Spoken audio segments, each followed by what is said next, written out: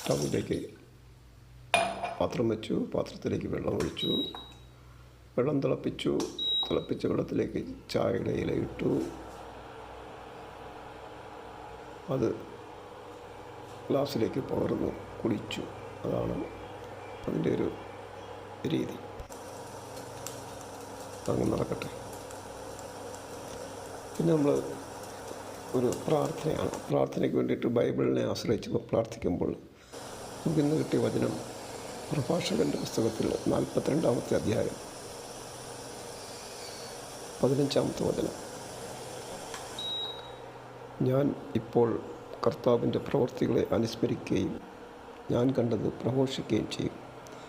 കർത്താവിൻ്റെ പ്രവൃത്തികൾ വചനം വഴി നിർവഹിക്കപ്പെടുന്നു. അതായത് അതിൻ്റെ എസൻസ് ഇതാണ്: കർത്താവിൻ്റെ പ്രവൃത്തികൾ വചനം വഴി നിർവഹിക്കപ്പെടുന്നു.